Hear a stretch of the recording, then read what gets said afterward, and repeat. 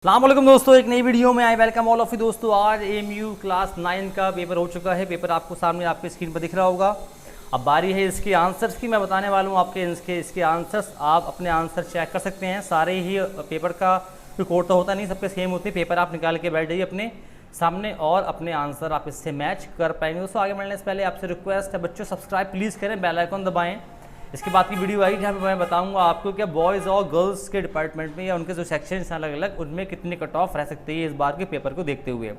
जिन लोगों को 2023 के लिए तैयारी करनी है ऑनलाइन या ऑफलाइन क्लास 9 के लिए, AMU GMI नंबर आपको स्क्रीन पर दिख रहा होगा। आप मुझे उस नंबर पर कॉल कर सकते हैं। छोटे बैच लेते हैं हम, 20 से 25 का बैच लेते हैं। इससे ज़्यादा बैच हमारे नहीं होता, उसके साथ फीस भी काफ़ी कम लेते हैं। उस सब बारी आंसर्स की दिल थाम के बैठ जाइए आप लोग अपने अपने। मैं बताऊँगा अब आपको आंसर। चलते हैं दोस्तों आंसर की तरफ। तो पहला जो आपका सवाल आया था इसका दोस्तों आंसर होगा डी। इसका आंसर डी होगा।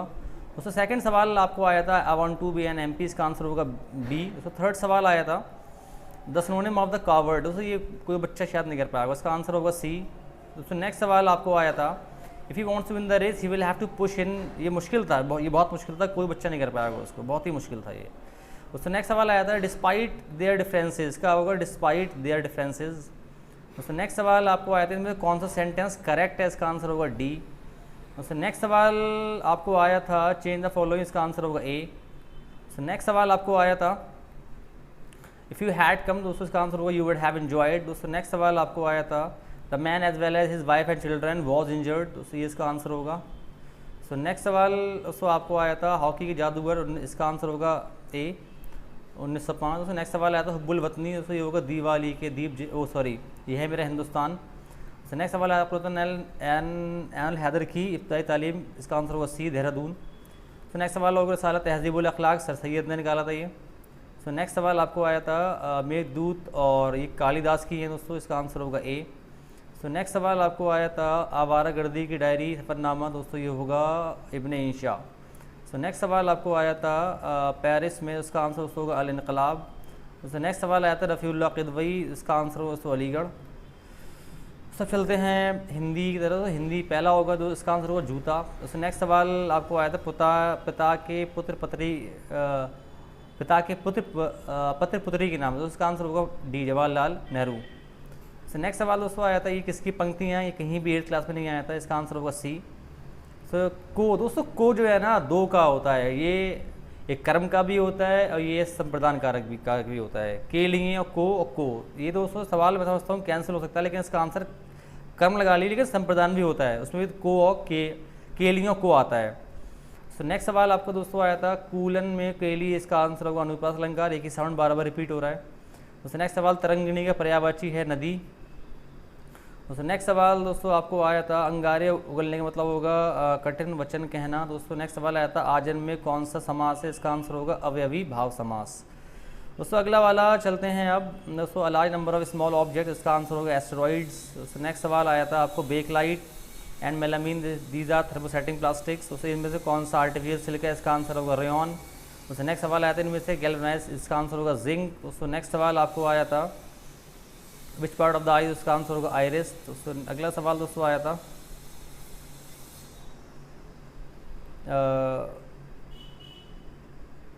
नेक्स्ट सवाल आया था इसमें तो उसका आंसर होगा फोर्स ऑफ फ्रिक्शन।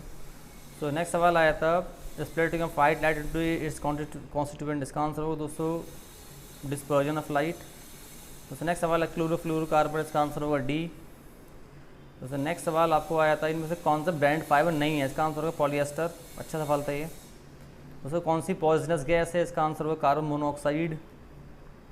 नेक्स्ट सवाल था two object rubbed against each other one will lose and other will gain electrons. तो ये होगा इसका आंसर। तो नेक्स्ट सवाल आपको आया था which of the following disease not cause by bacteria. इसका आंसर होगा मीजल्स, ये वायरस से होती है। तो नेक्स्ट सवाल आपको आया था इनमें से कौन सा प्रिजर्वेटिव है। इसका आंसर होगा sodium benzoate. Unit of inheritance living. इसका आंसर होगा जीन। तो नेक्स्ट सवाल था इनमें से कौन सा। इसका आंसर होगा राइजोबियम। तो नेक्स्ट सवाल आया था disease which is caused by protozoa. इसका आंसर होगा malaria. Nucleus is absent in blue green algae. Endocrine gland की ब्रेन से अटैच होती है। इसका आंसर होगा पिट्यूटरी ग्लैंड। अगला the process of loosing of soil is called tilling. Bacteria are unicellular organism, bacteria जो है वो यूनिसेलुलर होते हैं। The best electrical conductor is silver. The main gas LPG, इसका आंसर होगा ब्यूटेन। एक्सटिंक्शन दोस्तों ये होगा एंडेंजर्ड। तो नेक्स्ट सवाल दोस्तों आपको, children gain height during एडोलसेन।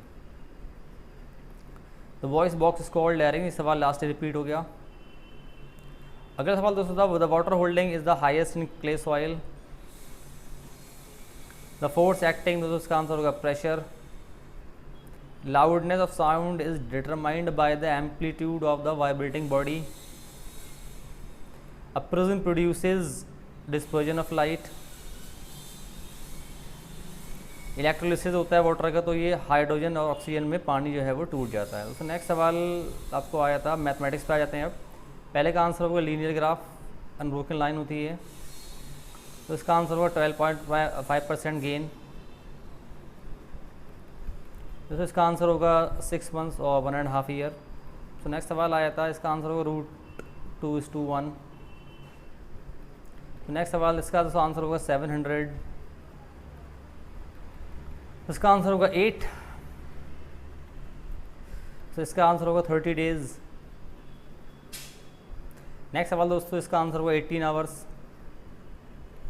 Next सवाल दोस्तों इसका आंसर होगा 15%। दोस्तों इसका आंसर होगा ट्राइनोमियल। इसका आंसर होगा 29/19। दोस्तों इसका आंसर होगा 41 सेंटीमीटर स्क्वायर। इसका आंसर होगा 7। इसका आंसर होगा 10 का स्क्वायर। इसका आंसर होगा 50। तो इसका आंसर होगा दोस्तों 10 सेंटीमीटर। इसका आंसर होगा 0.6। तो इसका आंसर होगा, so whole number are not close under division. तो इसका आंसर सी होगा। इनमें से कौन सा स्टेटमेंट ट्रू है? क्योंकि होल नंबर जो है, जो भी होल नंबर होगा वो क्लोज्ड होगा, वो क्लोज नहीं होगा अंडर डिवीजन। तो इसका आंसर होगा सी।